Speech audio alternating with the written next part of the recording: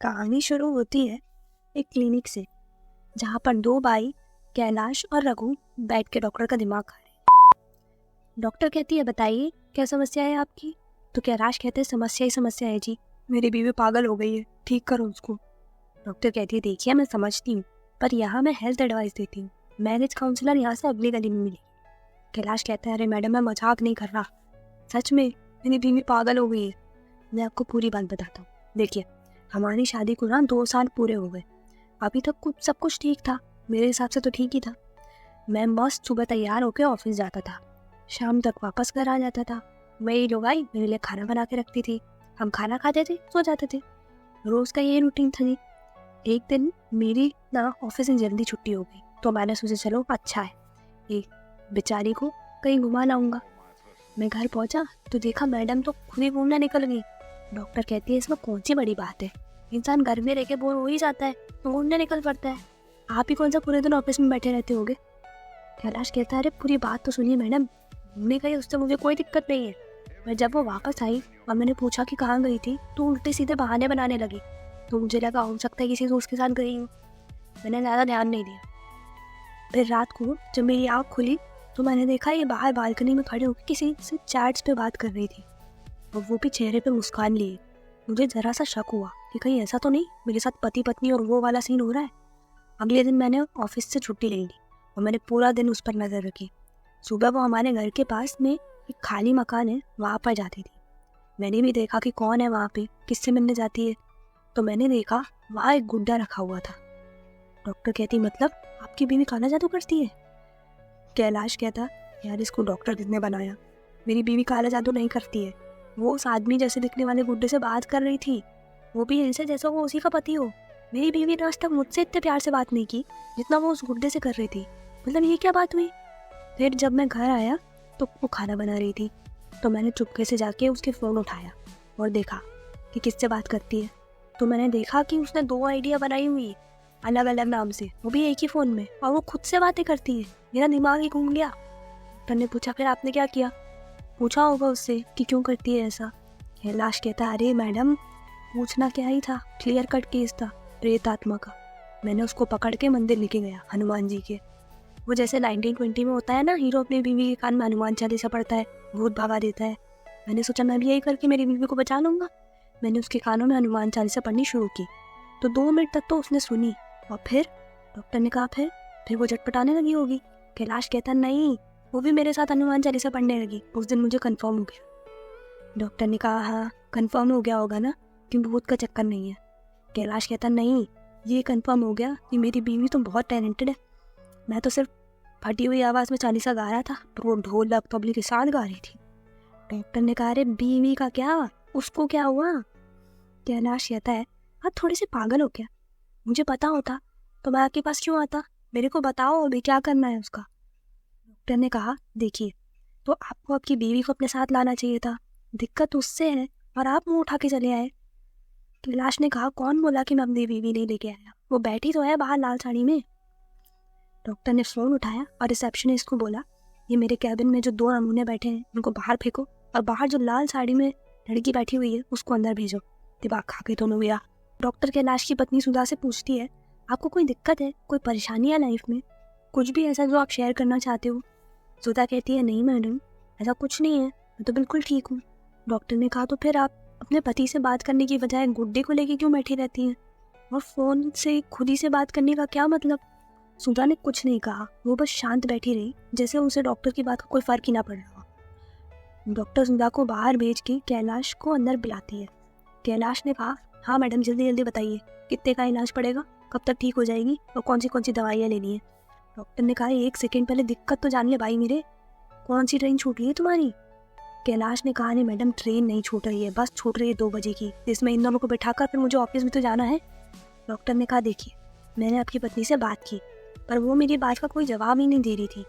उसके हिसाब से तो वो बिल्कुल ठीक है, पर मेरे हिसाब से कहीं ना कहीं गलती आपकी है। कैलाश ने मन में कहा, हाँ गलती तो है मेरी, मुझे किसी ढंग के डॉक्टर के पास जाना चाहिए था, ये मेरी गलती निकाल रही है। डॉक्टर ने कहा, देखिए आप अपनी वाइफ को टाइम नहीं देते, उसकी बातें सुनने का, उसकी प्रॉब्लम्स जानने का आपके पास टाइम ही नहीं है, इसलिए शायद वो बेचारी अपनी सभी बातें उन गुड्डे को सुनाती है और खुद से बात करती है। इन शॉर्ट वो खुद को बहुत आइसोलेटेड फील कर रही है। कैलाश ने कहा, हाँ ठीक है, फिर इसका इलाज क्या है? डॉक्टर ने कहा, इसका कोई मेडिसिनल ट्रीटमेंट नहीं होता है कि दवाई दे दिया और ठीक हो जाएगी। आपको उसे थोड़ा टाइम देना होगा, थोड़ा अफेक्शन शो करना होगा। कैलाश ने कहा, ये अफेक्शन किस इन्फेक्शन का नाम है मैडम, और ये कैसे शो होता है? डॉक्टर ने कहा, आप ये बताइए लास्ट टाइम उसको आप कब घुमाने लेके गए थे? कैलाश ने कहा, शादी के 2 हफ्ते बाद ही गए थे हम लोग मनाली। बहुत घूमे थे वहाँ पर, ढेर सारी जगह देखी थी और बहुत खुश भी थी वो तब।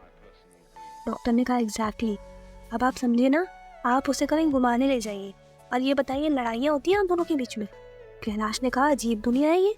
इंसान बेचारा जीवन में शांति से रहे तो ये किसी को हजम ही नहीं होता। क्यों करें हम झगड़ा? पहले बहुत झगड़ा करती थी बात बात पे, ये क्यों नहीं करते, वो क्यों नहीं करते, फिर एकदम से सुधर गई, सब लड़ाई झगड़ा बंद कर दिया। डॉक्टर ने कहा, देखिए, बहुत झगड़ा करना जितना नुकसानदायक होता है उतना ही बिल्कुल झगड़ा ना करना भी होता है। मतलब अब उसने कुछ भी एक्सप्रेस ही करना छोड़ दिया है।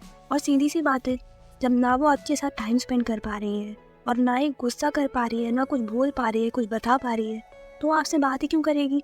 इससे अच्छा वो गुड्डा ही है जो कम से कम शांति से उसकी बात तो सुनता है।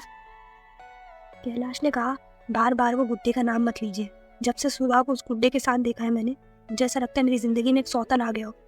डॉक्टर ने कहा, जितना मैंने बताया है, अगर आपने उसका 10% भी कर दिया ना, तो शायद आपकी बीवी की बीमारी दूर हो सकती है।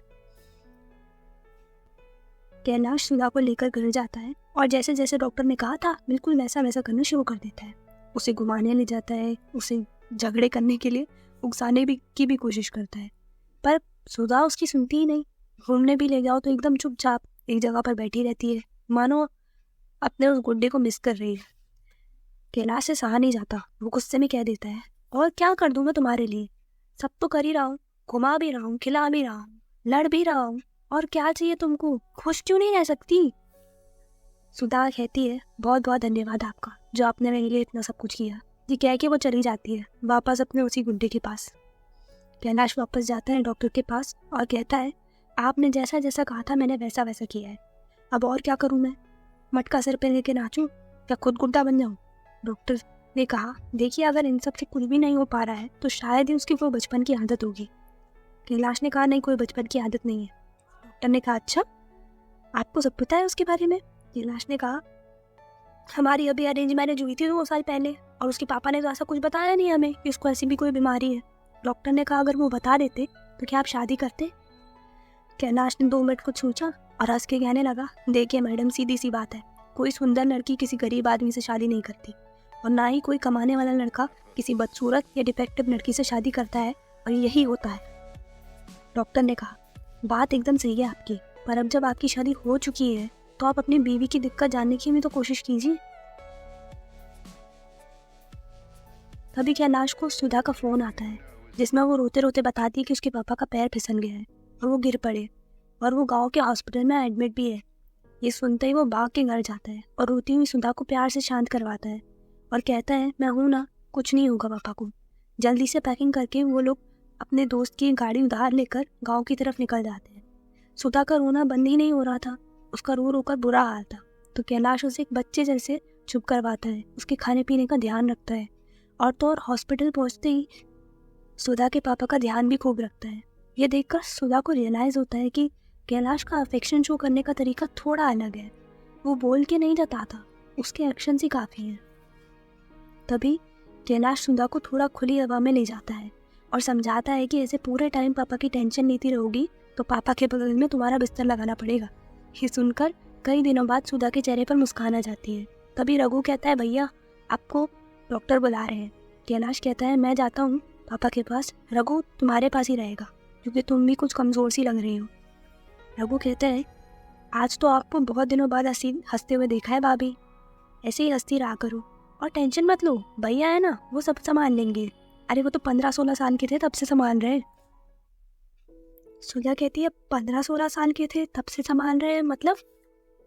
रघु कहता है, अरे भैया जब 15 साल के थे ना तभी पापा को पैरालिटिक अटैक आ गया था और घर में तो सिर्फ पापा ही कमाते थे, तो हमारी आर्थिक स्थिति थोड़ी डगमगा सी गई थी।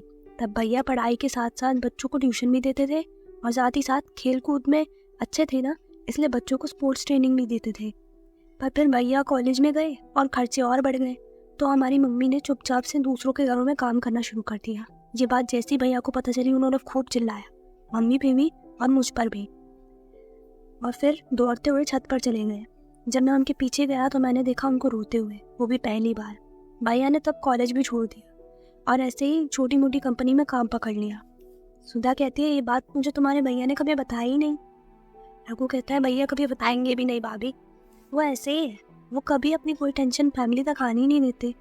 शुरुआत से ही ना ज़्यादा कुछ बताते भी नहीं है और जताते भी नहीं है, जितना बन पड़ता है उससे ज़्यादा ही करते हैं। आपको पता है भैया को डॉक्टर बनना था पर वो बन नहीं पाए, इसलिए वो मुझे डॉक्टर बना रहे हैं। सुधा ने कहा, तुम्हारा खुद का कोई सपना नहीं है रघु? रघु कहता है, भैया का सपना पूरा करना मेरा सपना है। सुधा प्यार से रघु के कंधे पर हाथ फेरती है तो रघु भी मौके का फायदा उठा कर कहता है, वैसे भाभी आपकी कोई छोटी बहन नहीं है क्या, मतलब मेरे हिसाब की? सुधा कहती है, बेटा पहले पढ़ लो फिर ढूंढ लूंगी। इधर कैलाश भी सुधा के पापा को सुधा के बारे में बताता है कि वो कैसे गुड्डे से बात करती है। तब सुधा के पापा कहते हैं, बेटा सुधा लगभग 5-6 साल की होगी जब उसकी मम्मी चली बसी, तो इस बात का सदमा हम दोनों को ही था। अब मैं तो खैर उसकी तरह रो नहीं सकता था, इसीलिए खुद को दुकान में ही व्यस्त रखता था।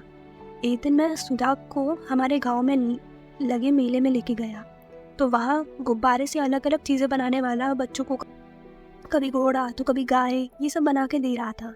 जब उसने सुधा से पूछा कि उसे क्या चाहिए तो मेरी छोटी सी मासूम सी सुधा ने बोला कि उसे गुब्बारे से माँ बना के दे दे। ये बात उस गुब्बारे बनाने वाले के मन को लग गई। वो 2-3 दिन मेले में आया ही नहीं। उसने ढेर सारे गुब्बारे से मिलाकर एक औरत जैसी दिखने वाली गुड़िया बनाई और उसको साड़ी पहना के हमारी दुकान पर आ गया। उसने सुधा को वो गुड़िया दे दी और ये कहते हुए कि देखो मैंने माँ बना दी। उस दिन सुधा खूब हंसी खिलखिलाकर। वो उस गुड़िया को लेकर अपने पूरे बाजार में घूमी, सबको बताने लगी कि देखो मेरी माँ वापस आ गई। वो बहुत ध्यान रखती थी उस गुड़िया का और उसी से सारी बातें करती थी। फिर धीरे धीरे वो मेरी दुकान में काम करने लगी और उसमें व्यस्त रहने लगी तो उसकी आदत भी छूट गई। अब क्योंकि तुम उसे कोई काम ही नहीं करने देते तो वो बेचारी इसी गुड़िया के चक्कर में पड़ गई। कैलाश को अपनी सभी सवालों का जवाब मिल गया और इस बार सुधा को भी कैलाश समझ में आने लगे। दोनों ने अपने अपने तरीके से एक दूसरे को खुश रखने की कोशिश की और कहानी यहीं पर ख़त्म हो गई।